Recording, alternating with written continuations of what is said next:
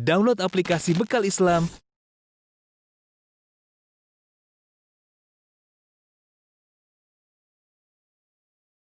Bismillahirrahmanirrahim. Assalamualaikum warahmatullahi wabarakatuh.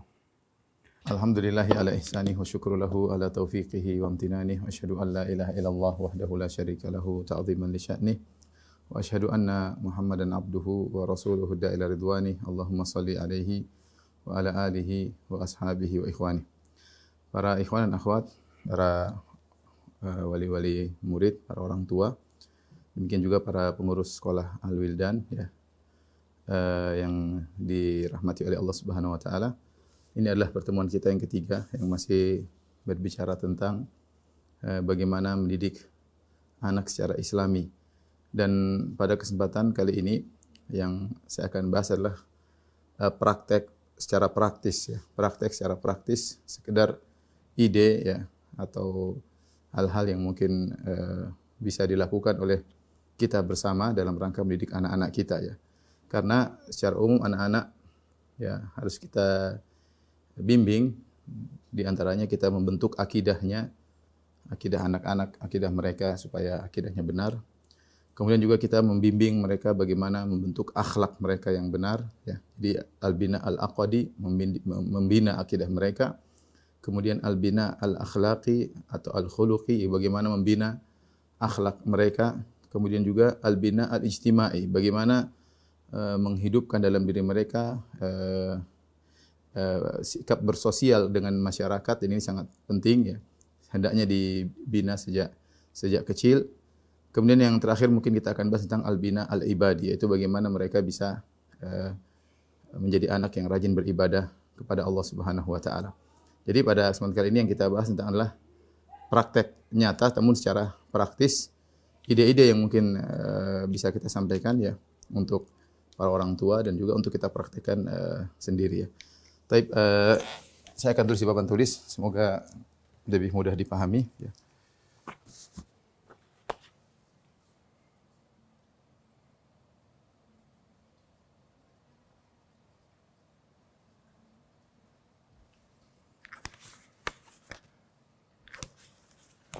Tadi saya bagi menjadi 4. Yang pertama adalah membentuk akidah, ya, membina akidah anak, ya. Membina akidah anak. Kemudian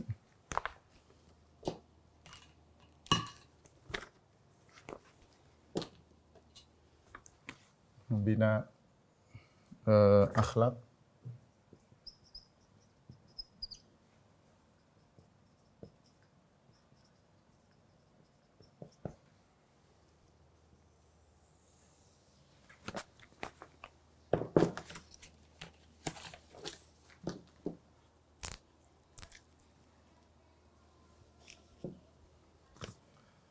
Kemudian membina sosial anak. Yang terakhir membina ibadah anak.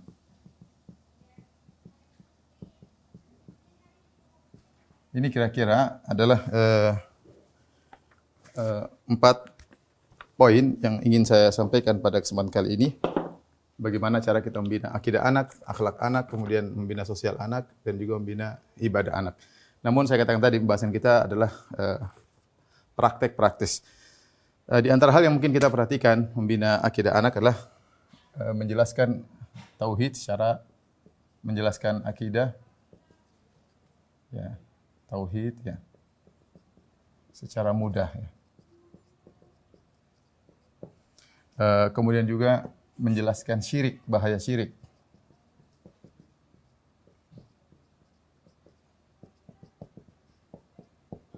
Ini harus ditanamkan sejak anak-anak masih kecil ya. Kemudian membiasakan atau menanamkan selalu meminta tolong kepada Allah.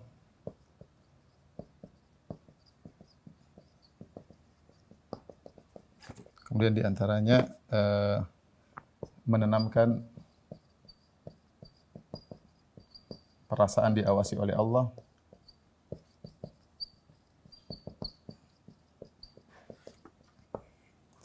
Iman kepada takdir. Di antaranya cinta kepada Nabi sallallahu alaihi wasallam dan cinta kepada para sahabat.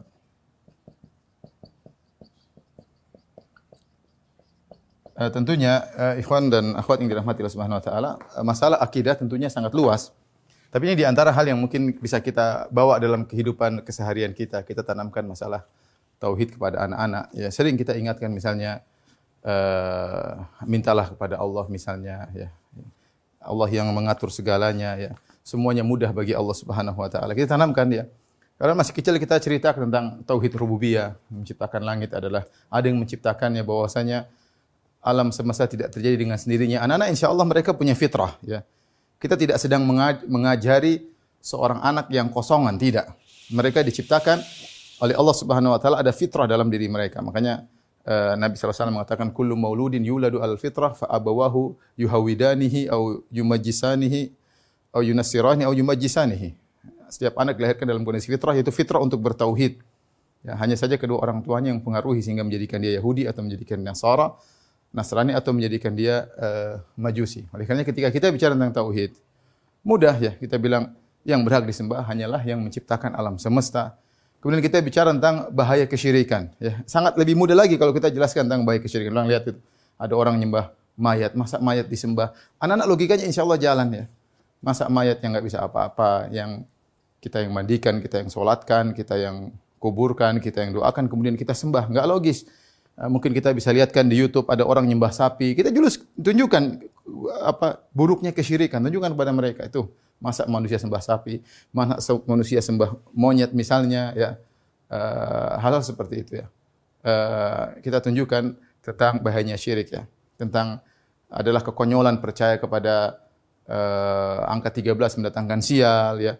Adalah kekonyolan masalahnya berkaitan dengan tatoyur. Ini anak-anak insyaallah ya karena mereka sudah diciptakan di atas fitrah oleh Allah Subhanahu wa taala, sehingga kita menjelaskan hal tersebut mudah bagi mereka. Dan kalau kita sudah tanamkan sejak kita doktrin, nanti ketika mereka besar mereka sudah tidak suka dengan itu semua, lebih kuat lagi tidak suka dengan bentuk-bentuk kesyirikan ya. Orang yang tidak diajari saja fitrahnya keluar, tidak mau melakukan kesyirikan, apalagi yang kita tanamkan, kita kokohkan fitrah yang sudah ada dalam diri mereka. Jadi membahas tentang masalah tauhid kepada anak sangat mudah ya. Sangat mudah ya. Menanamkan bahwasanya semuanya di tangan Allah Subhanahu wa taala. Semua yang menciptakan alam semesta adalah Allah, yang mengatur alam semesta adalah Allah. Ini perkara yang berhak disembah hanyalah Allah Subhanahu wa taala. Apalagi tadi kita jelaskan tentang berbagai macam model kesyirikan, karena asalnya kesyirikan adalah perkara yang berlawanan dengan fitrah. Kemudian sering kita sampaikan kepada anak-anak, kalau mereka ada masalah, kamu minta sama Allah, jangan lupa. Minta tolong sama Allah, berdoa kepada Allah. Sering kita ulang-ulang dan kita ajak kamu berdoalah. Ketika dia berdoa, kemudian kita bantu ya, sehingga dia semakin tertanam dalam dirinya bahwasanya tempat pertama untuk dia minta tolong adalah Allah Subhanahu wa taala. Anak-anak secara umum mereka tempat pertama minta tolong adalah ayah dan ibunya, atau ibu dan ayahnya ya. Mungkin ibunya karena ayahnya jarang di rumah ya. Tetapi sang ibu ini yang paling penting, bagaimana menanamkan kepada anak-anak jangan lupa selalu minta tolong kepada Allah Subhanahu wa taala. Ini tergantung kebiasaan kita aja. Jadi akidah ini adalah masalah doktrin ya, doktrin. Sering kita sampaikan, sering kita utarakan, akan tertanam dalam hati seseorang. Diulang-ulang, pertama tidak nempel, kedua tidak. Mungkin yang ke-10 kali, yang ke-20 kali, yang ke-100 kali akan nempel dalam hatinya. Tinggal kita mengulang-ulang ya perkara tersebut. Jangan lupa minta tolong kepada Allah Subhanahu wa taala ya. Seperti ini juga, ini sangat penting, menanamkan perasaan diawasi oleh Allah, terutama kalau mereka melakukan kesalahan. Kita bilang ibu enggak tahu, tapi ingat Allah lihat. Satu saat kau akan dibongkar oleh Allah misalnya. Memang ibu enggak tahu, ayah enggak tahu, ya. Tapi Allah Maha melihat, ya. Allah lihat apa yang kamu lakukan. Kita tanamkan, ingat ada surga, ada neraka. Allah akan balas cepat atau lambat, ya. Seperti itu tertanam pada diri mereka bahwasanya ada yang mengawasi, yaitu Allah Subhanahu wa taala. Terkadang kita mungkin sedikit bersandiwara, misalnya anak kita masih kecil ya. Mungkin kita tanya, "Kamu di mana?" Langsung dia bilang, "Aku lagi di mana, Ayah?" Ya. Kita bilang, "Ayah tidak tahu, tapi Allah tahu kamu di mana." Ya. Jadi kita tanamkan kepada sang anak bahwasanya Allah Subhanahu wa taala mengawasi. Demikian juga tidak ada salahnya kita tanamkan malaikat mencatat. Lihat, semuanya tercatat loh. Apa yang kamu ngomong, kamu buat, ayah nggak lihat tapi malaikat catat. Nanti ada laporannya di hari kiamat. Anak-anak insya Allah mudah lah. Anak mudah karena belum tercampur dengan syubhat, belum terkena pemikiran liberal, enggak insya Allah mudah. Bilang ada malaikat, ada jin, ada apa namanya? Ada Allah yang Maha melihat, semuanya mudah. Tinggal kuantitas kita untuk sering menyampaikan hal tersebut. Saya ulangi lagi, ini masalah doktrin. Ya, kita sering ucapkan kepada anak-anak, maka akan terpatri dalam hati mereka. Ya, tinggal kita rajin atau tidak itu aja. Ya. Tinggal kita rajin atau tidak. Tapi kalau kita sering ingatkan, ingat ya, Allah Maha melihat, Allah Maha tahu. Apalagi kalau kita pergi anak-anak sedang di rumah sendiri, hati-hati jangan lihat macam-macam ya. Memang ibu enggak lihat, tapi Allah Maha melihat. Suatu saat akan dibongkar oleh Allah Subhanahu wa taala. Hati-hati. Ya, bertakwa kepada Allah. Ingatkan kepada anak-anak ya. Apalagi anak sudah mulai remaja, lebih kita harus lebih waspada lagi. Harus sering kita ingatkan ya. Harus sering kita ingatkan. Karena kita mengingatkan tapi teman-teman yang mengingatkan kepada keburukan lebih banyak daripada peringatan kita. Lebih banyak daripada peringatan kita ya. Saya maksud saya ini penting ya ketika orang tua sering ingatkan. Dia ada dua hal ya. Dia takut kepada Allah dan juga dia sayang sama orang tuanya. Dia tidak ingin mengecewakan orang tuanya. Ini anak-anak, mereka punya sifat seperti itu. Jangan kecewakan ibu, jangan kecewakan ayah. Ingat ayah lagi enggak di rumah, ibu yang di rumah, waspada. Tapi kita ingatkan Allah Maha melihat. Hendaknya kau tahu bahwasanya kau senantiasa diawasi. Ingat malaikat mencatat ya. Kemudian iman kepada takdir ini juga penting. Kalau anak lagi kecewa, ya sudah qadarullah. Sering kita ucapkan dalam kehidupan kita sehari-hari. Ya qadarullah mau diapain. Kita lagi naik mobil mengejar sesuatu, cari makanan, wah qadarullah sudah tutup, sudah takdir. Ucapkan, anak-anak biar dengar. Sudah takdir mau diapain. Kita sudah berusaha kok, sudah ngejar restoran, tahu-tahu sudah tutup. Mengejar restoran, balap-balapan tahu-tahu tutup lagi pandemi misalnya. Kita bilang apa? Qadarullah. Anak-anak sering untuk mendengar hal tersebut. Dan ini melatih diri mereka untuk tidak cepat marah. Ya. Karena ada namanya qadarullah. Kau sudah berusaha, qadarullah. Ya. Sudah belajar misalnya dengan sebaik-baik ternyata nilainya rendah, kita bilang qadarullah. Udah belajar. Ayah tahu, abi tahu kamu sudah belajar. Qadarullah ya. Ini sering diulang-ulang antara kita dengan istri kita. Ya. Ada apa-apa, qadarullah. Istri kita bilang kita sudah lah ya, sabar ya, qadarullah. Mau diapain ya. Anak-anak ketika sering mendengar qadarullah, qadarullah, dia akan tertanam tentang iman kepada takdir. Dan ini sangat berpengaruh dalam kehidupannya di masa depan. Ketika dia berhadapan dengan hal-hal ujian dalam kehidupan dunia ini, dalam kehidupan keluarganya, dalam kehidupan ekonominya, dalam pendidikannya. Ya. Yang penting kita tanamkan dalam diri mereka, qadarullah. Dan saya selalu ingatkan kepada diri saya dan juga kepada para pemirsa, masalah akidah adalah mengulang-ulang. Sering kita doktrin, qadarullah. Qadarullah ya. Jangankan anak-anak yang tidak ke pondok, yang di pondok aja sering kita ingatkan. Ya, di pondok dia sudah dapat pelajaran agama. Apalagi anak-anak yang tidak di pondok, belajar umum, banyak di antara kita anak-anaknya belajar umum, ya. Maka di rumah saatnya kita menggembleng, kita tanamkan nilai-nilai agama. Kalau kita harapkan nilai agama di sekolah umum, ya sedikit sekali. Saya dulu belajar sekolah umum, seminggu cuma 2 jam, itu nanti mukadimahnya berapa lama, ketawa-ketawanya berapa lama, materinya juga apa, terkadang bukan akidah, masalah akhlak lah, masalah apa. Oleh karenanya, merupakan tanggung jawab bagi kita orang tua, ketika anak-anak pulang ke rumah, saatnya kita tanamkan akidah. Ya, akidah. Ada kesempatan kita bisa bicara akidah, kita sampaikan. Ya, kita sampaikan. Ya. Contoh seperti, tahu-tahu ada berita misalnya, ya, ada orang ketahuan melakukan sesuatu atau ketahuan mencuri sesuatu, ketahuan merampok sesuatu, ya kita bilang ya lihat. Dia selama ini menyangka tidak ada yang lihat. Allah Maha melihat. Suatu saat Allah akan bongkar apa yang dia lakukan. Ya. Dan ada yang tidak dibongkar, dia akan lebih parah di akhirat. Ya, kita sampaikan aja kepada anak-anak ya. Dan itu saya rasa lebih baik daripada kita taruh anak-anak ikut pengajian.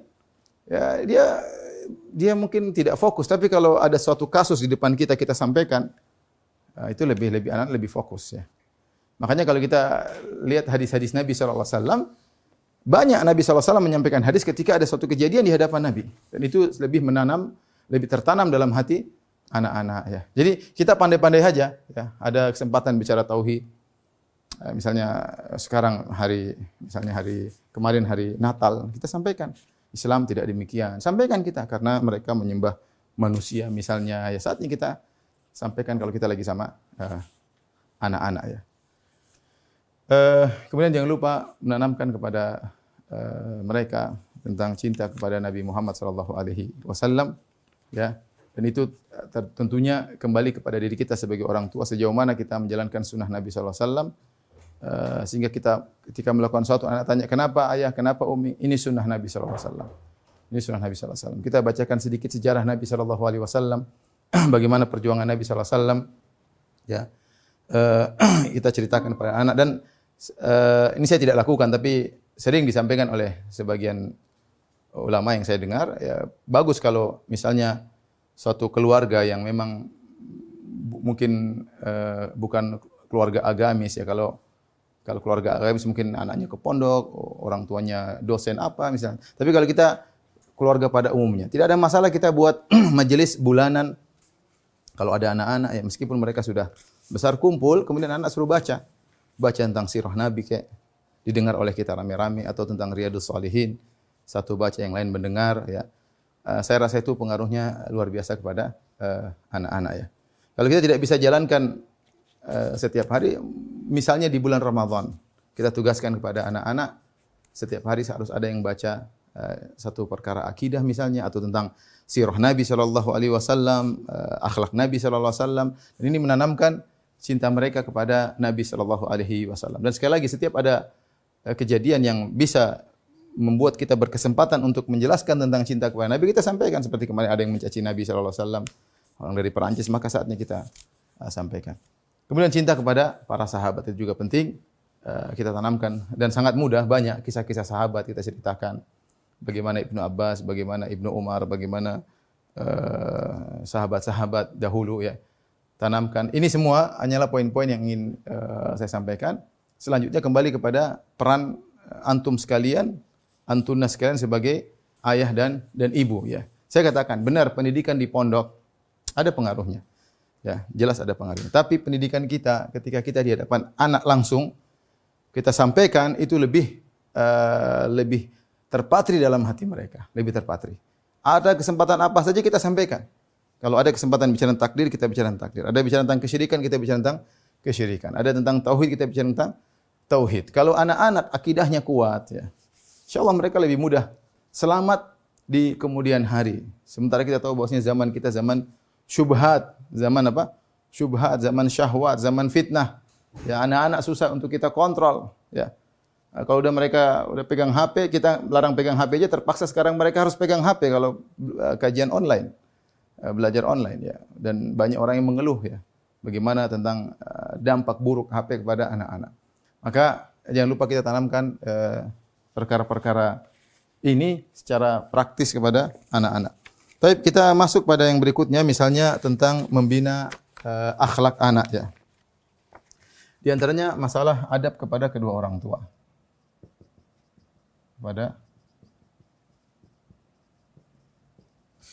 Kemudian misalnya adab kepada om ya, tante, bibi, kakek dan lain-lainnya. Kemudian adab kepada tamu. Kemudian adab kepada tetangga.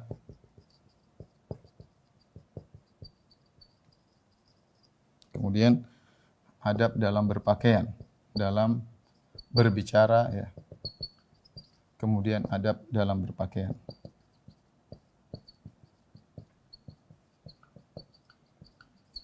Ini sederhana, hal-hal yang kita akan lewati setiap hari. Sekali lagi, saya tidak pernah bosan mengingatkan bahwasanya doktrin sangat penting. Adab kepada orang tua.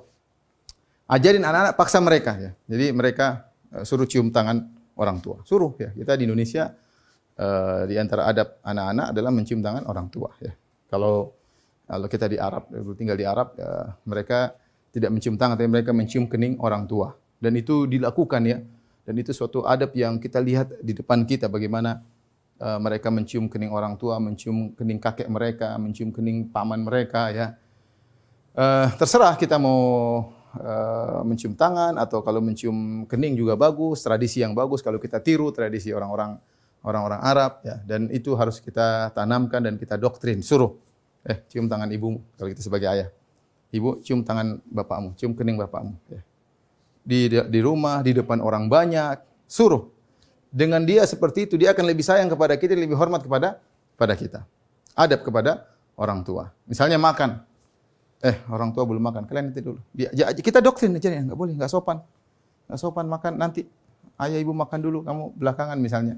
Nah, sehingga mereka tahu. Saya dulu pernah diundang di suatu tempat namanya Yutama, 80 km dari Madinah. Kebetulan ada teman saya ngundang, dia 24 bersaudara, enggak tahu ibunya berapa. Tapi waktu itu makan besar, kemudian kambing utuh, kambingnya besar dengan loyang yang sangat besar, kambingnya di tengah-tengah. Maka kumpullah kita dengan saudara-saudaranya, kakak-kakak adiknya, kemudian kita makan. Jadi makan dulu, setelah makan sudah selesai kita mundur, baru nanti anak-anak datang. Jadi mereka ngajarin bahwasanya orang tua lebih dahulu, anak-anak belakangan. Anak-anak belakangan. Ya, ini contoh maksud saya, bisa saja kita mengajari seperti itu dan kita doktrin. Misalnya kalau di jalan, jangan di depan orang tua, di belakang, enggak sopan. Di belakang. Misalnya kita lagi telepon, anak-anak kita telepon dia ngomong, diam. Kita ajarin, jangan kita biarkan, enggak sopan. Kita selalu ucapkan ini enggak sopan, enggak beradab. Orang tua lagi ngobrol, kamu diam. Ya. Dengan ulang-ulang dia akan dengar dan itu terpatri dalam hatinya. Yang penting kita jangan biarkan, yang kita bilang nanti dia bisa sendiri. Nanti enggak, anak-anak sekarang kita beda dengan zaman dulu. Mungkin mereka bisa belajar adab di luar dengan melihat orang mereka. Sekarang kita anak-anak keluar kita khawatir tambah rusak. Kalau kita tidak memulai ngajarin mereka adab di rumah, siapa yang mau ngajarin mereka? Ya, siapa yang mau ngajarin mereka? Maka adab kepada orang ini penting buat kita ya. Buat kita. Kita ingatkan tentang jasa ibu. Sekarang saya kalau bilang sama anak, jangan begitu. Dulu kamu dalam perut ibumu 9 bulan, mama dulu muntah-muntah, ummi dulu sakit-sakit. Kamu enggak tahu masih dalam perut ya. Jadi dia ingat. Sehingga dia akan beradab ya. Akan beradab. Sama ibu juga ingatkan, ayahmu sudah capek, setengah mati kerja, kemudian kurang tidur, kemudian macam-macam ya. Sehingga ada hormat kepada orang tua dan dia beradab kepada orang tua. Dalam segala hal ya. Kita ajarin adab terhadap orang tua. Kalau kita lagi ngobrol, mereka jangan bicara keras-keras ya. Kemudian tadi banyak hal yang tadi sudah saya singgung. Kemudian jangan lupa adab kepada om, tante dan yang lainnya. Anak-anak kalau kita tidak ajari, ternyata dia kurang ajar sama tante dan omnya. Apalagi kalau kita tidak menghargai saudara kita sendiri. Anak-anak akhirnya tidak menghargai om dan tantenya ya. Nah, kita ingatkan ya. Kita ingatkan, ini adiknya Abi ya. Kamu datang pokoknya sebentar lagi tante datang, kamu begitu tante datang cium tangan tante, cium tangan om. Jangan lupa, Abi mau lihat. Kita ingatkan, jadi begitu adik kita datang lagi silaturahmi, anak-anak langsung datang cium. Kalau perlu kita suruh ambilkan kue buat om, kita ajarin sehingga dia menghormati om dan tantenya. Ya, karena memang demikian harus hormat kepada tante dan omnya. Ya. Itu harus kita suruh. Jangan kita biarkan saja ya. Jadi saya ulangi, ibu jangan kita biarin saja. Kita suruh, kita ajarin, kamu begini. Ya. Depan orang tua enggak boleh begini. Ya. Orang tua kalau lagi misalnya kerjaan, kamu bantu, jangan diam-diam aja. Jangan bikin malu ayah, jangan malu abi, jangan bikin malu umi. Kerjain. Kita ajarin bagaimana beradab di hadapan om dan tantenya, Dan ini harus diulang-ulang. Sekali lagi harus diulang-ulang ya. Seperti beradab kepada mbahnya, kepada kakeknya ya. Saya sering bilang sama anak saya masih kecil, saya bilang, mbah itu siapa? Dia kan enggak tahu mbah itu siapa. Dia masih kecil, masih 4 tahun. Saya bilang, mbah itu uminya Abi. Oh, uminya Abi. Dia tahu bahwasanya uminya Abi berarti Abi hormat sama uminya. Nah, dia sebagai anak akan tertanam bahwasanya dia harus hormat juga kepada mbahnya. Ya. Saya bilang, kamu sayang enggak sama umi? Ya, sayang. Abi juga sayang sama umi. Ya. Masih kecil enggak apa-apa, tapi kita tanamkan. Ini uminya abi.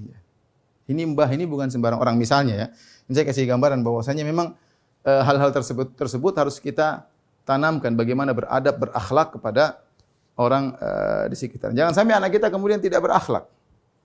Sama orang tua tidak hormat,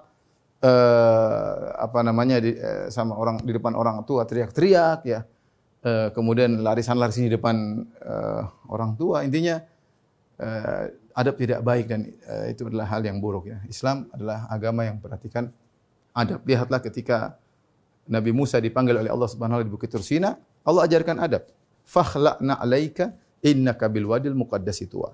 Wahai Musa, lepaskanlah kedua sandalmu, sungguhnya kau berada di tempat yang berkah ya. Diajarin adab. Masuk tempat yang suci, buka sandal. Diajarin adab ya. Anak-anak pun demikian. Kita ajarin adab ya. Adab yang benar seperti apa. Kemudian adab kepada tamu. Adab kepada tamu ini juga penting. Kalau saya lihat perkara yang di Arab Saudi yang saya lihat itu kebiasaan para ulama, para syekh, para guru-guru kita. Kalau kita bertamu di rumah mereka, selalu anak-anak mereka yang melayani. Yang masih SMP, yang masih SMA. Jadi mereka yang benar-benar melayani, diajarin bagaimana melayani tamu. Jadi saya ngobrol dengan guru saya misalnya atau dengan teman saya. Bahkan saya waktu terakhir 2 tahun lalu saya ke rumah teman saya, teman sekolah, sekarang jadi dosen di Madinah. Yang melayani saya anaknya masih SMP kalau nggak salah, masih SMP. Ya. Teman seangkatan kelas dulu, sekarang dosen ya. Jadi anaknya yang melayani, kemudian siapkan qahwa, kopi dituangkan, dikasih, kemudian kalau lihat habis dia datang lagi, dia tumpahin lagi. Dan dia duduk situ, dengerin saya dengan ayahnya ngobrol. Nanti dia siapin kormanya, kemudian jadi dia diajari gimana melayani tamu. Dan ini saya tidak lihat di Indonesia ya. Saya tidak lihat di Indonesia ya. Kita apalagi kalau kita ada Indonesia adatnya beda, ada pembantu yang melayani. Kalau di Arab tidak, yang melayani laki-laki. Laki-laki yang melayani laki-laki, perempuan yang melayani perempuan ya. Sehingga akhirnya anak-anaknya diajarin beradab kepada tamu dan itu kita tidak ada di sini, itu tradisi kita berbeda. Tapi saya rasa seandainya kita bisa hidupkan itu karena itu contoh yang baik datang dari mana saja kita boleh untuk mengikuti ya. Al-hikmah dhalatul mu'min, bahwasanya kebaikan itu dicari oleh seorang mukmin dimanapun ada kita ambil. Ya. Maka kalau bisa beradab kepada tamu itu sangat baik. Ya. Kemudian adab kepada tetangga ya. Kalau dia lagi teriak-teriak jangan mengganggu tetangga, enggak boleh. Mungkin dia lagi main bola basket kemudian suaranya kedengaran sampai tetangga. Tetangga lagi tidur jam berapa kamu main? Kalau main jam sekian. Enggak boleh ganggu tetangga, itu tetangga kita ya. Rasulullah menyuruh kita untuk perhatian sama tetangga. Ya, kita dapat pahala banyak kalau perhatian sama tetangga. Ini kira-kira ide maksud saya bisa kita tanamkan kepada anak-anak. Atau anak-anak kita suruh misalnya bawa makanan ke tetangga. Kasih makanan ke tetangga. Dia yang bawa. Jadi dia tahu orang tuanya perhatian sama tetangga, bawa itu makan sama tetangga ya. Atau kalau dia lagi main sama anak tetangga, ketika kamu jangan sembarang itu. Itu tetangga kita loh. Jangan ganggu anaknya, jangan kamu ini, jangan anak kita ingatin dan itu perlu diulang-ulang. Anak-anak itu butuh doktrin. Saya ulangi, anak butuh doktrin ya. Karena doktrin HP lebih banyak daripada doktrin kita. Khawatir kita ngomong 10 kali, HP-nya ngomong 100 kali. Ya, akhirnya terlupakan. Apalagi saya anak-anak kemudian liar nonton film Korea, film apa-apa, sudah dia belajar adab dari mereka. Adab laki-laki ketemu perempuan ciuman, kemudian tidak punya malu, dan itu pelajaran yang lebih masuk kepada diri anak-anak. Ya. Saya masih ingat dulu ada seorang guru saya ya, berkata ya, kalau kita bilang sama orang, kita datang ke rumahnya, ini fulan, mau nggak saya datangkan guru seorang Yahudi ngajarin anakmu? Dia, gimana kamu ngajarin anak guru Yahudi suruh ngajarin anak saya? Dia pasti nggak mau. Bagaimana kalau saya ngajak misalnya orang agama lain, non-muslim ngajarin anakmu ya, dengan pakaiannya sembarangan? Tentu orang yang waras tidak mau. Dan kita pun kalau sekarang ditawarin ada orang non-muslim kemudian kita nggak tahu bagaimana akidahnya, bagaimana akhlaknya, suruh ngajarin anak kita, tidak bakalan mau kita. Kita khawatir. Adab muslim Islam tidak sama adab mereka. Banyak perkara yang haram di sisi kita halal bagi mereka. Secara real kita tidak akan tolak, tapi kenyataannya kita tidak tolak ketika mereka belajar lewat media. Drama Korea mereka nonton. Drama ini mereka nonton, film ini mereka nonton. Dan itu membuat anak-anak terbiasa dengan maksiat. Adab yang kita ajarin jadi hancur. Maka saya ingatkan tadi, ya kita menghadapi fenomena atau kondisi yang tidak bisa kita hindari, kenyataan anak seperti itu. Kalau dia nggak nonton di rumah, dia akan nonton sama anak teman-temannya. Ya. Kalau kita larang-larang, dia bisa kabur. Ya, saya bicara terutama anak-anak yang tidak di pondok. Di pondok aja terkadang kabur dari pondok, yang terjadi. Atau di pondok dia merasa terkekang, begitu pulang ke rumah dia habis-habisan. Sudah, nanti dilarang, mama ini gimana? Saya kan lama di pondok, biarlah saya bebasin cuma 2 minggu liburan. Nah, akhirnya mamanya didikte sama dia, ya. Uminya didikte sama dia. Dan itu terjadi. Oleh karenanya, mau tidak mau, kita harus mengulang-ulang. Mengulang-ulang. Ya, kita ingatkan, nggak boleh. Agar apa yang kita doktrin lebih kuat daripada apa yang dia lihat di media, ya. Kemudian adab dalam berbicara, ya. Adab dalam berbicara, tidak boleh teriak-teriak. Nah, jangan teriak-teriak, nggak bagus. Misalnya perempuan, teriak-teriak, perempuan tuh harusnya bersifat malu, nggak boleh, nggak bagus kayak gitu. Abi nggak suka lihat kamu perempuan teriak-teriak. Umi nggak suka lihat kamu perempuan teriak-teriak. Bicara pelan-pelan. Kalau kita tidak tanamkan sejak sekarang, nanti khawatir kalau dia menikah, suaminya diteriak-teriakin sama dia. Maka kita suruh anak-anak, jangan teriak-teriak, suara pelan. Orang bisa dengar apa yang kau ucapkan. Dan kita tegur berulang-ulang, nggak boleh. Kita marah, nggak boleh. Doktrin, kamu ada masalah, jangan teriak-teriak. Ini bukan kebun binatang, sampaikan sama dia. Nggak boleh, ngomong pelan-pelan. Semuanya ada adabnya, ya. Adab berbicara, kita sampaikan, ya. Adab berbicara, misalnya lagi orang tua lagi ngomong, tiba-tiba dia potong, nggak sopan. Kalau ada yang lagi ngomong, nggak boleh dipotong.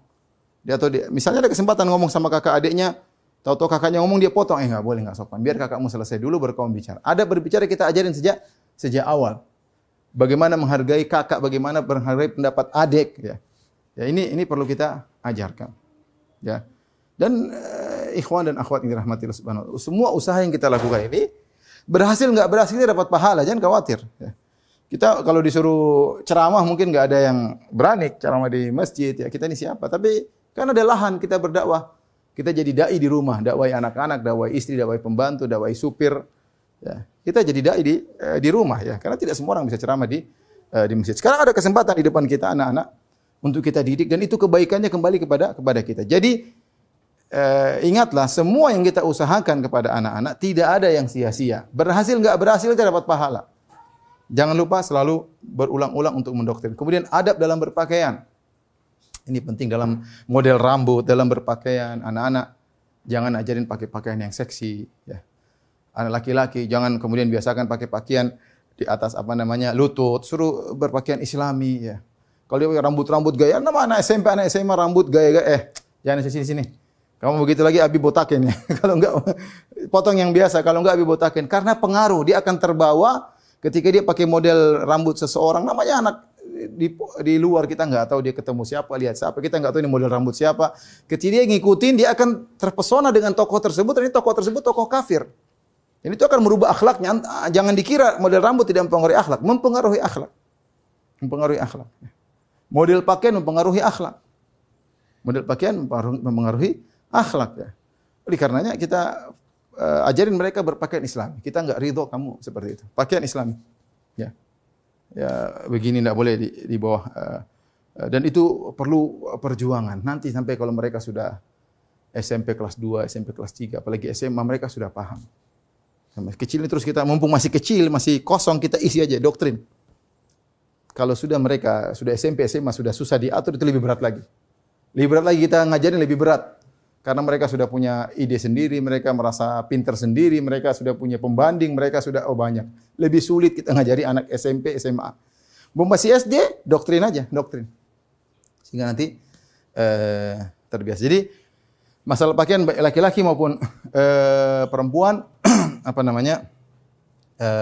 kita ajari adab, ya. Perempuan pakai jilbab misalnya. Mungkin kalau mereka sudah SMP, kalau kita mau latih mereka pakai cadar, suruh pakai cadar, agar terbiasa mereka pakai cadar, sehingga suatu hal yang biasa, kemana-mana pakai cadar, ya. Intinya perlu dilatih pada umur-umur tertentu, mulai dari jilbab, umur tertentu, kemudian beradab dalam pakaian, pakai cadar. Anak-anak perempuan juga jangan lupa ditanamkan rasa malu, ya. Anak wanita ditanamkan rasa malu.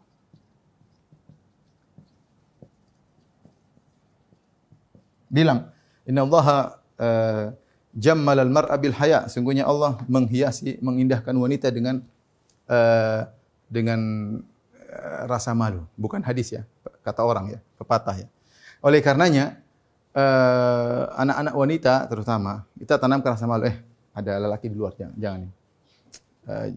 Jangan biasakan mereka ngobrol dengan laki-laki. Jangan.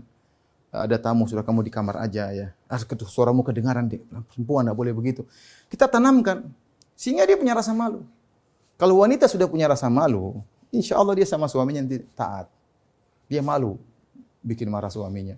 Dia malu menyakiti hati suaminya. Tapi kalau kita biarkan wanita liar sana sini, ngobrol sana sini, khawatir nanti dia tidak memiliki rasa malu dan itu berpengaruh dalam akhlak kesehariannya. Wanita ditanamkan rasa malu. Kalau dia punya rasa malu tinggi, dia mau maksiat saja dia malu. Jangankan maksiat, melakukan perkara yang tidak etis dia malu. Kenapa? Dia punya rasa malu. Tanamkan. Kalau dia ada rasa malu, tanamkan. Jangan kita buang rasa malunya, cuma kita arahkan. Malu Umi, ya, bagus itu. Kalau perempuan malu, ya, bagus ya. Agar rasa malu tersebut terus tumbuh sampai dia dewasa, sampai dia berkeluarga. Taib, ini perkara yang kedua tentang bagaimana kita membina akhlak anak. Yang berikutnya bagaimana kita membina sosial anak. Ya, ada beberapa perkara yang mungkin bisa kita lakukan, di antaranya ya mengajak anak-anak dalam majelis orang-orang tua ya. Terkadang kita ngajak anak-anak, tidak selalu, yaitu dalam kurung terkadang ya. Kemudian yang kedua, misalnya menyuruh anak untuk membeli sesuatu ya, atau mengirim sesuatu misalnya, kasih amanah, ya dilatih. Kemudian menugaskan anak untuk menjaga adik-adiknya, misalnya.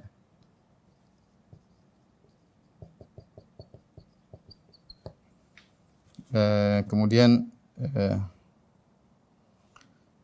misalnya terkadang kita suruh dia tidur di rumah kawannya, temannya yang soleh. Yang soleh dari keluarga soleh.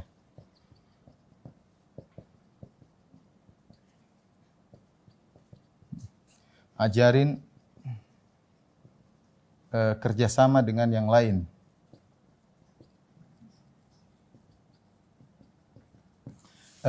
Ikhwan dan akhwat yang dirahmati Allah Subhanahu wa taala, ini bukan perkara yang sepele mengajari anak untuk bisa bersosial. Kita dapati sebagian anak kaku dalam bergaul. Ketika dia sudah tidak sering bergaul, ada hal-hal efek negatif yang timbul. Terkadang dia merasa minder berlebihan sehingga dia tidak bisa mengembangkan dirinya. Padahal kita secara umum asalnya manusia adalah ijtimai, yaitu sosial. Makanya dalam syariat kita disuruh sholat berjamaah karena ada perkumpulan, disuruh wa ta'awanul birri wa taqwa, saling tolong menolong dalam kebaikan ketakwaan. Jadi banyak hal-hal dalil menunjukkan kita harus bersosial. Ya, ketika anak-anak tidak pandai bersosial, terutama laki-laki, ada efek negatif yang bisa muncul. Yang pertama, dia jadi minder berlebihan dan ini tidak bisa mengembangkan bakatnya misalnya. Yang kedua, terkadang kalau dia tidak pernah bergaul, timbul kesombongan, keangkuhan.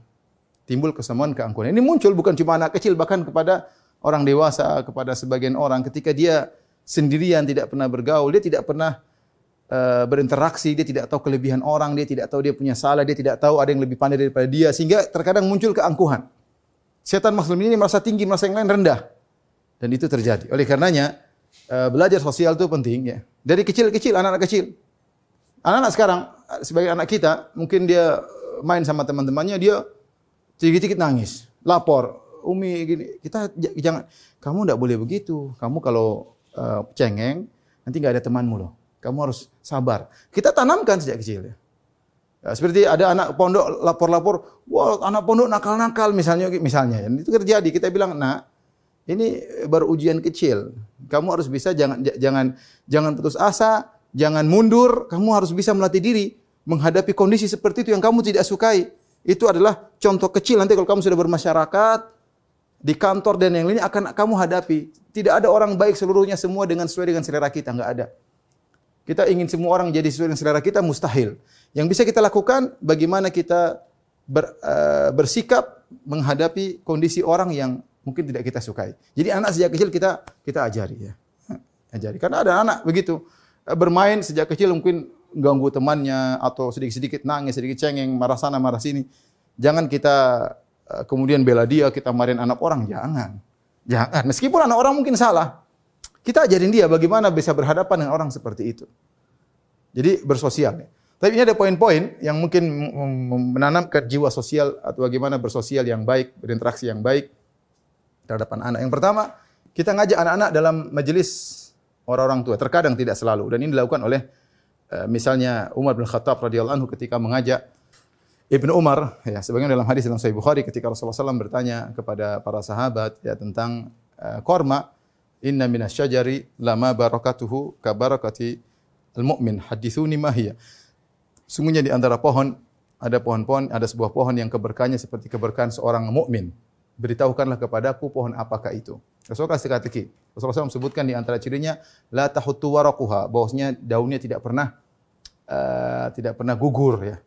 Sahabat bilang sana sini, tapi Ibnu Umar melihat Nabi memberi kasih teka-teki dan Ibnu Umar dalam hatinya fawaqa fi qalbi annaha nakhlah, dan terbetik dalam hatiku itu pohon korma. Tetapi aku melihat Abu Bakar dan Umar tidak ngomong ya. Ra'aitu Abu Bakar wa Umar lam yatakallama. Aku lihat bapakku dan Abu Bakar tidak ngomong. Wa ana asgharul qaum, aku adalah anak yang paling kecil ketika itu. Ya, sehingga aku tidak ngomong. Padahal Ibnu Umar tahu jawabannya. Artinya, ini kita bawa anak ke dalam majelis orang tua. Jadi kalau dia melakukan kesalahan kita tegur. Jadi dia bisa melihat bagaimana. Atau kita sampaikan, kamu nanti lihat ya, ayah akan ajak kamu di majelis teman-teman Abi. Hati-hati, kamu enggak boleh begini, kamu harus begini, kita ajarin. Jadi dia bisa berinteraksi sama orang tua misalnya. Bersosial dengan dalam kondisi majelis orang-orang tua, dia bisa membawa diri kalau bahasa kita. Itu penting kita ajari anak-anak ya. Demikian juga misalnya hadis Umar bin Khattab radhiyallahu anhu ketika mengajak Ibnu Abbas. Dia kumpulkan dalam majelis para sahabat untuk bermusyawarah agar Ibnu Abbas ini anak muda, dia harus belajar bagaimana cara menghadapi permasalahan dengan hadir di majelis orang-orang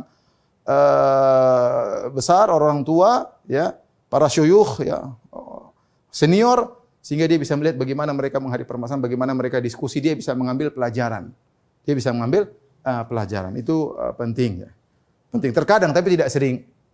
Tidak sering. Kadang kalau anak-anak kita bawa ke majelis orang tua, dia merasa tinggi, dia merasa teman saya orang tua, ini anak kecil enggak. Kita sesekali aja, sesekali. Sehingga dia bisa belajar bagaimana diskusi di antara, apalagi kalau teman kita yang kita lihat dia soleh, kemudian diskusinya membangun, tidak asal ketawa ketiwi sini ke sana. Anak-anak kita ajak dia ngobrol ya.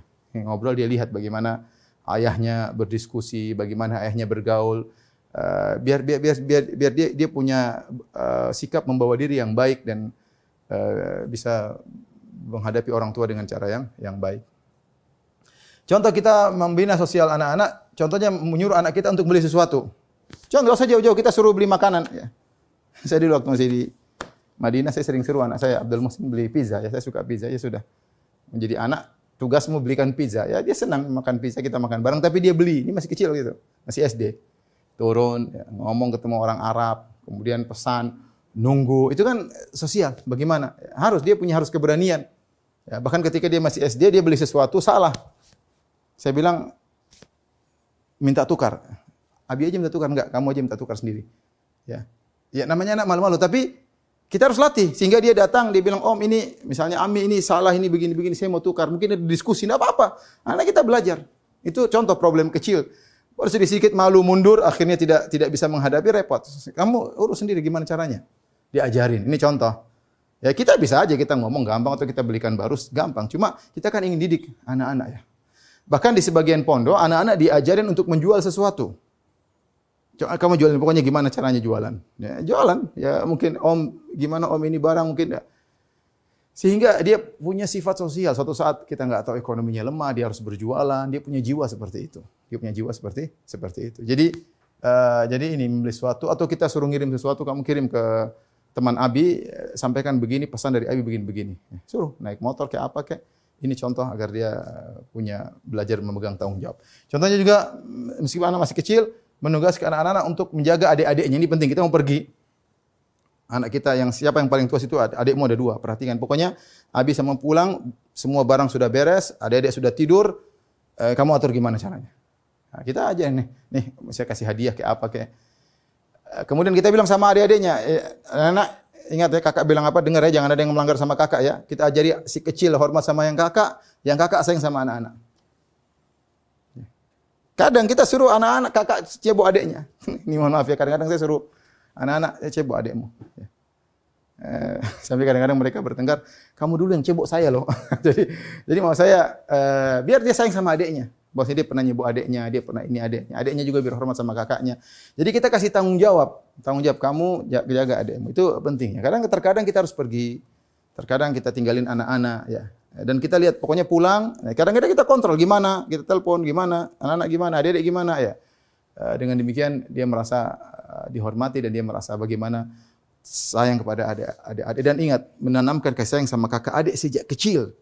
Kita tidak ingin setelah kita besar kita jauh dari kakak dan adik. Dan itu terjadi. Adik tidak hormat sama kakak, kakak tidak sayang sama adik, hambar. Apalagi sudah sama-sama menikah, sudah tidak ada hubungan yang baik. Tapi kalau mereka sejak kecil saling sayang, mengasihi kemana-mana barang-barang, kalau beli sesuatu ingat kakaknya, kakak belum dibelikan, itu sudah bagus berarti. Adik belum dibelikan, itu sudah bagus. Tanamkan seperti itu. Kalau kita beli, kakakmu, kita ingatin kalau mereka lupa, kakak boleh beliin belum? Oh iya kakak belum ya. Sehingga nanti dia terbiasa kakaknya belum dibelikan, adiknya belum dibelikan. Gimana kakak nggak tahu adik gitu. Jadi mereka saling sayang menyayangi. Itu penting. Sosial jangankan sosial sama orang, sosial sama kakak adik juga perlu. Kemudian contoh di antaranya kita suruh anak-anak sekali-sekali tidur di rumah temannya. Kita pilihkan ada teman yang baik. Kita ajak dia bagaimana bersosial di rumah orang. Udah kamu tidur sama teman. Ingat ya, subuh bangun misalnya. Jangan terlambat, jangan bikin malu abi-abi ustaz loh, jangan sampai kamu misalnya kamu di sana begini, sampein. Ya. Kalau kita teman-teman kita yang dia tempat tidur kita telepon gimana anakku, enggak apa-apa kita telepon, suruh begini ya. Jadi dia bisa membawa diri ketika harus di rumah orang, dia bisa membawa nama orang tuanya, menjaga martabat kedua orang tuanya ketika dia harus di rumah teman. Dan itu kita ajari, enggak apa-apa sesekali ya, mungkin dia nginap 2 hari, 3 hari terserah. Ya, dia ketemu dengan kawan cerita-cerita ada waktu, tapi dia tahu bahwa diri kapan waktunya salat, kapan waktunya main-main. Kita suruh ya, pilih keluarga yang baik, jangan pilih keluarga yang kacau, jadi kacau di situ ya. Tapi intinya ini perlu sehingga dia bisa membawa diri di rumah teman. Dan jangan lupa ini penting juga, ajarin kerjasama dengan yang lain. Ini banyak maksud saya missing antara bahkan terkadang di antara dai tidak biasa kerjasama.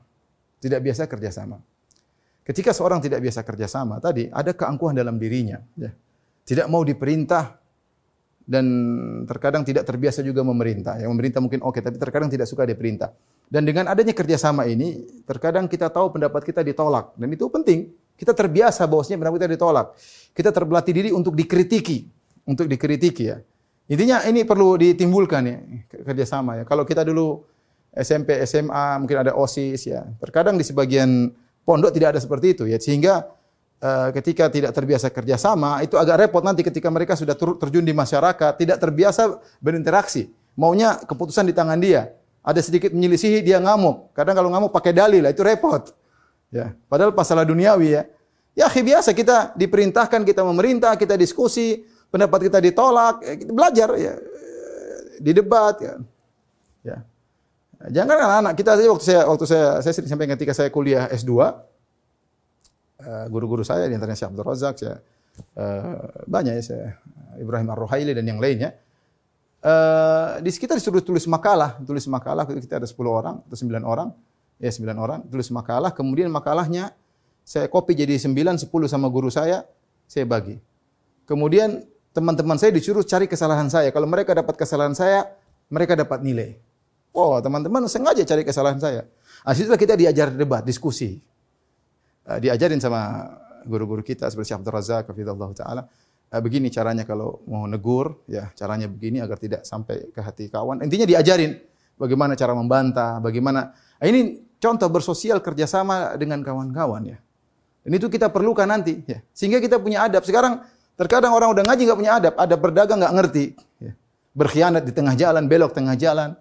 Nah, ini kadang-kadang harus kita ajarin. Ya. Tidak boleh. Ini adab. Sebenarnya itu adab tidak perlu diajarin, tapi kalau dia sudah, maksudnya tidak perlu kalau kamu dagang nggak boleh gini. Sebenarnya nggak perlu kalau dia sudah memiliki adab terbentuk, dia akan bisa menganalogikan, mengkiaskan dalam hubungannya di mana saja ya. Ketika dia berposisi sebagai atasan, sebagai ketua, ketika dia berposisi sebagai anak buah, adalah hal yang biasa. Maka ajarin anak-anak misalnya, kalau ada teman-teman yang kerjasama, kita bilang kamu jadi ketua, kamu jadi anak buah misalnya. Sehingga dia terlatih berinteraksi, kapan dia diperintah, dia jalankan, ya. Kapan dia memerintah, karena tidak semua anak kita kemudian jadi bos ya, katanya anak buah ya. Oleh karenanya penting ngajari anak-anak untuk kerjasama dengan yang lainnya ya. Bisa kita bikin apa sesuatu gawean yang mereka perlu kerjasama. Taib, ini membina sosial anak. Yang terakhir kita akan bahas tentang membina ibadah ya. Bagaimana membina ibadah anak-anak ya. Di antaranya misalnya suruh sholat pada waktunya.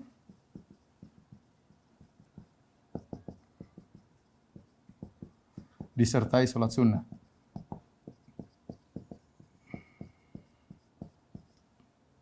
Kemudian misalnya kalau masih kecil,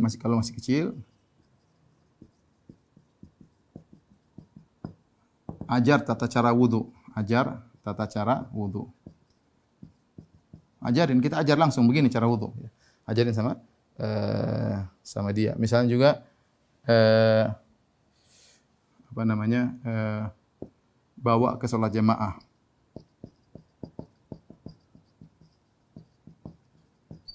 Kemudian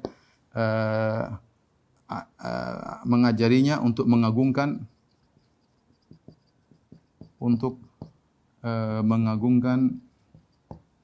misalnya hari raya.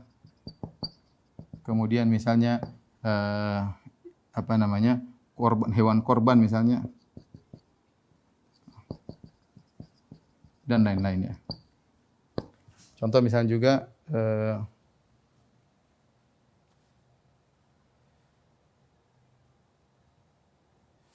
kemudian misalnya biasakan puasa meskipun masih kecil.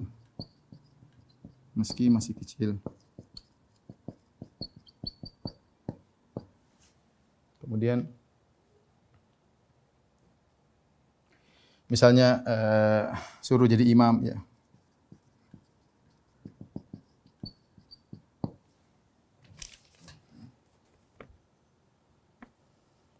Misalnya latih untuk bersedekah. Latih bersedekah dan memberi hadiah.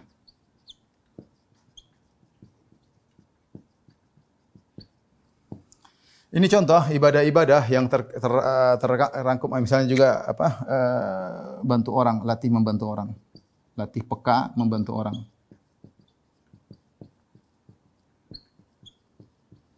Ini secara umum adalah ibadah-ibadah yang bersifat ibadah lazimah, yaitu antara kita dengan Allah, dan ibadah muta'addiyah, yaitu ibadah dengan bersosial, berbuat baik kepada sesama manusia. Ini kita ajarkan kepada anak-anak sejak kecil.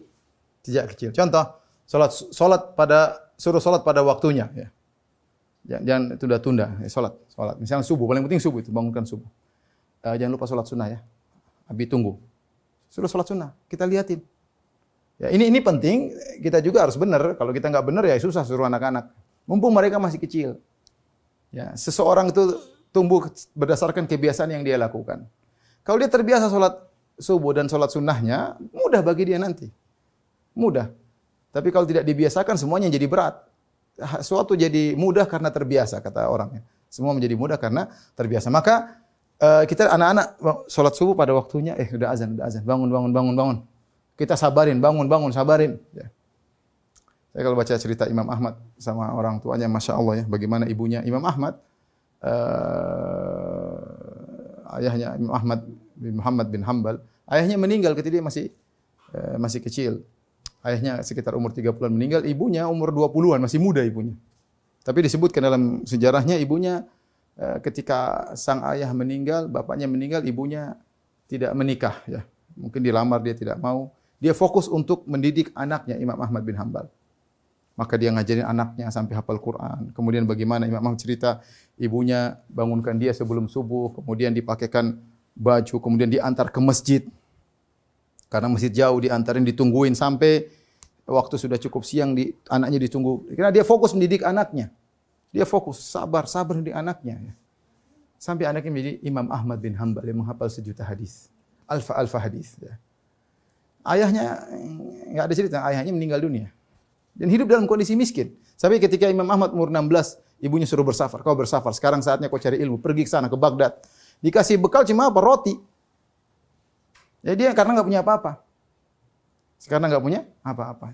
Ya, kalau cerita tentang Imam Ahmad, insyaallah kita akan kajian khusus tentang bagaimana sejarah Imam Ahmad. Tapi mau saya bagaimana perhatian ibunya. Dan ini juga Imam Malik pun demikian. Imam Malik ibunya suruh belajar adab sama kalau nggak salah Rabi'ah ya. Suruh. Jadi orang tua sabar nyuruh anak-anak sholat ya. Sabar ya.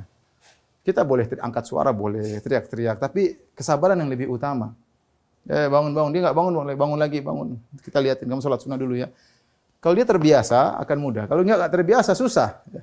Kalau nggak terbiasa susah ya. Jadi kita harus biasakan anak-anak untuk sholat ya. Kalau masih kecil jangan lupa aja tata cara wudu ya. Tata cara wudu. Mau sholat ayo sholat ya. Wudu dulu. Dia nggak mau ya sudah, nggak masih kecil, misalnya 3 tahun, 4 tahun, 5 tahun, 6 tahun masih belum wajib. Tapi sekali lagi mau wudu yang benar. Wudu sama temanmu sana. Dia semangat lagi temannya. Semangat dia untuk wudu yang benar ya. Jangan lupa bawa sholat berjamaah. Dan saya ingatkan ketika kita bawa anak sholat berjamaah, rawan anak-anak ini ribut di masjid, rawan. Maka dari rumah menuju ke masjid kita doktrin, kamu di sana Mas ya, kamu jangan gini ya, jaga adabmu, kamu jangan teriak-teriak, kalau ada teman jangan begini terus, kamu sampai sana sholat sunnah ya, habis tungguin kamu begini, diomongin terus, sampai masuk telinganya, begitu dia sampai masjid langsung dia ngerjain. Tugas kita di jalan itu kita ngomongin terus. Jangan sudah sampai sana baru kita bilang, kamu boleh, enggak boleh ya, susah dia sudah terlanjur ketemu temannya, lari sana lari sini, teriak sana teriak sini, masya Allah, anaknya siapa itu? Repot. Ya. Jadi kita ngomong dari awal kasih tahu. Ya, jadi apa namanya? Agar dia biasa pergi ke masjid. Kalau dia bilang ke masjid 27 kali lipat, kamu sholat di rumah cuma dapat 4 pahala 4 rakaat. Kalau di masjid 4 kali 27 banyak. Berapa tuh 4 kali 27? 80 tambah 28, 108 rakaat. Apa bandingannya 108 rakaat dengan 4 rakaat? Enggak ada bandingannya. Semangatin anak-anak ya, semangatin anak-anak. Dengan kita ngajak ke sholat berjamaah ya. Ini kalau anak sudah terbiasa, masya Allah. Nanti kapan kita meninggal, dia rajin berjamaah, dia bisa jaga ibunya dan yang lainnya. Kemudian mengajarinya untuk mengagungkan hari raya. Hari raya Idul Fitri, Idul Adha, gitu. Ini hari raya, betul kamu harus bangun pagi-pagi, kemudian mandi, kita mau ke lapangan mau sholat, semangat pakai baju bagus ya. Begitu kita buat dia senang dengan perayaan Islam ya, dan dia mengagungkan hari-hari tersebut. Ini kita sudah puasa sebulan, sekarang saatnya kita bersenang-senang. Sampaikan pada anak-anak. Jadi mereka benar-benar gembira dan ini menumbuhkan semangat mereka untuk beribadah. Contoh misalnya Idul Kurban. Misalnya kita beli kambing, kita bilang, "Nak, Abi beli kambing loh, kambing begini. Kamu mau yang mana?" gitu. Jadi dia semangat lihat kambing. Misalnya beli sapi, sedang anak sudah lihat sapi, sapinya datang, lihat dengan gembira, lihat, sapi mau disembelih. Terus waktu disembelih kita suruh dia lihat tuh sembelih. Biar dia lihat. Ini tahu ini syiar, ini adalah ibadah. Tertanam dalam hatinya hal seperti ini. Nanti besar-besar, bapak saya dulu suka nyembelih kambing. Dia nanti kita nggak suruh dia akan tiap tahun korban. Sementara sebagian orang kaya nggak ada pikiran di benaknya mau korban. Tidak terbiasa. Tidak terbiasa. Nah kita sejak kecil membiasakan depan anak-anak. Ya. Dan ngumpulin, kata kalau kamu kita nggak punya uang, ngumpulin duit ya, kita mau korban nih. Kamu jajan mau dikurangi ya. Korban nih, Abi mau korban misalnya. Agar dia merasa ada musyarakah, berpartisipasi dalam acara-acara yang Islami seperti itu ya. Jadi anak-anak senang sekali kalau lihat sapi, semangat luar biasa, semangat luar biasa. Sapi, ini sapiku, sapiku ngamuk, senang banget lihat sapi atau kambing, masya Allah senang, apalagi disembelih senang banget ya. Namanya anak-anak ya. Terus jangan lupa biasakan puasa seperti masih kecil dan itu dilakukan oleh para sahabat. mereka dahulu memuasakan anak-anak mereka kalau sambil mereka buat boneka-bonekaan, mainan-mainan dari semacam kapas gitu. Kalau mereka nangis dikasih mainan. Terus sampai mereka bisa berpuasa. Tentu lihat kemampuan anak juga, lihat kemampuan anak. Kalau anak benar-benar capek ya jangan. Tapi biasanya anak-anak umur 5 tahun sudah kuat ya. Alhamdulillah anak-anak 5 tahun mereka sudah pada puasa. 5 tahun, 6 tahun. Kalau 4 tahun masih belum kuat ya. Tapi kalau 5 tahun, 6 tahun insya Allah sudah bisa 30 hari. Kapan mereka berhasil atau cuma bolong sehari 2 hari, kita kasih penghargaan luar biasa. Masya Allah anakku, Masya Allah. Kita kasih penghargaan. Kemudian jangan lupa suruh jadi imam. Jadi imam ya. Sehingga dia jadi imam, melatih diri kalau jadi imam seperti itu ya. Jadi imam ya. Di depan orang tuanya, di depan teman-temannya, apalagi kemarin musim pandemi, waktu yang sangat tepat kita melatih anak-anak kita jadi imam. Demikian juga wanita ya. Kadang kita punya anak perempuan misalnya 2 atau 3. Udah, kamu perempuan salat berjamaah sendiri.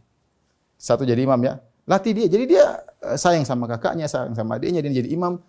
Dan itu ada semangat untuk beribadah sendiri. Jangan lupa latih bersedekah. Ini penting dan ini membina kepekaan terhadap orang susah. Ya, suruh misalnya uang kita, kamu kasih sama orang miskin itu.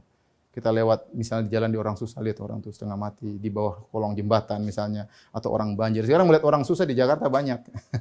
Tuh, anak kita suruh lihat. Sehingga mereka ada zuhud, mereka enggak selalu mikirin dunia ya. Terkadang kita kasih dunia, terkadang kita suruh lihat mereka yang susah seperti itu. Kemudian kita lihat bagaimana lihat itu enggak sekolah kasihan. Suruh mereka kasih duit misalnya kita atarin ya. Ya, kasih duit ya. Suruh mereka bersedekah. Latih mereka untuk biasa bersedekah. Kalau mereka punya ide pingin kasih teman-teman hadiah, sudah kita bilang ya kasih aja. Tapi uang saya kurang ya sudah ini Abi kasih. Biar mereka tidak pelit. Karena pelit itu sikap yang jelek. Orang udah pelit sudah jadi perangai sudah susah. Udah pelit sudah susah ya. Tapi kalau sejak kecil kita latih dia untuk tidak pelit, insya Allah dia terbawa sampai besar ya. Kalau kita berikan makanan misalnya, kalau kita punya uang ya tentunya kita kasih makanan suruh ngundang teman-temannya. Sehingga dia merasa biasa ya.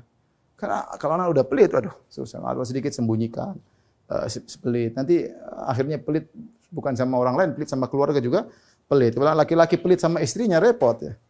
Jadi suruh mereka untuk biasa untuk bersedekah, membeli hadiah buat teman. Meski kecil-kecil enggak apa ya. Karena anak kita anak perempuan masih kecil, saya mau kasih hadiah sama teman saya, belikan. Mau kasih dia apa? Kita belikan. Dia bikin, dia nyusun, kasih kadonya, dia kirim. Nah, ini kita menanamkan dalam dirinya untuk peka kepada yang lain, untuk beri hadiah, sedekah dan yang lainnya.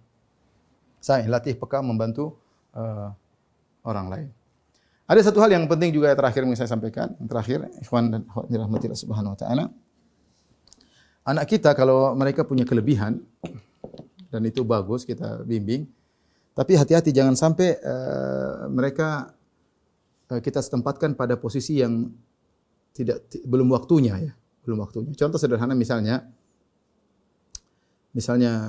anak kita mungkin hafiz, kemudian kita suruh jadi imam di masjid besar, sementara hatinya tidak kuat. Tidak kuat maksudnya apa? Dia dipuji orang, akhirnya jadi riak, jadi sombong, jadi angkuh, itu hati-hati. Jadi kita harus pandai-pandai begitu kita latih dia untuk jadi imam di masjid besar, tapi dan kita mungkin bangga sebagai orang tua anak kita bisa, tapi jangan sampai kita bablasin. Karena dia terkadang tidak mampu untuk menahan dirinya, akhirnya dia sombong dan angkuh. Contoh mungkin anak saya misalnya saya punya anak misalnya pintar ceramah, saya suruh ceramah ya. Tapi bukan terus-terusan kemudian kedudukannya menjadi seakan-akan jadi ustadz besar, enggak. Sekali-sekali kita berhentiin, sekali-sekali. Jadi kita latih. Artinya kita perhatikan juga psikologi sang anak. Jangan sampai kita letakkan dia pada posisi yang berlebihan sehingga dia tidak kuat menghadapi posisi yang kita berikan kepada dia. Terjerumuslah dia dalam kesombongan, keangkuhan, merendahkan orang lain. Itu yang kita tidak inginkan. Kita melatih tapi jangan kebablasan. Inilah ikhwan dan akhwat para wali murid yang dirahmati Allah Subhanahu wa taala, sekolah Al-Wildan baik yang di BSD maupun di Bekasi ya. Apa yang bisa saya sampaikan sedikit praktek praktis yang semoga dengan mempraktekkan tersebut Allah beri kemudahan bagi kita untuk mendidik anak-anak kita yang merupakan buah hati kita semua, yang kita berharap setelah kita meninggal dunia mereka senantiasa mendoakan kita sementara kita di alam barzah. Wallahu a'lam bishawab. Demikian saja yang dia sampaikan, kurang lebihnya saya mohon maaf. Semoga para orang tua bisa mendidik anak-anak dengan baik dan semoga pesantren Al-Wildan bisa menjadi sarana yang baik untuk bisa membantu para orang tua mendidik anak-anak mereka, dan semoga tetap bisa terus amanah dalam menjalankan tanggung jawab tersebut. Allah alam bisawab. Kurang lebih saya mohon maaf. Wabillahi taufiq wal hidayah. Assalamualaikum warahmatullahi wabarakatuh.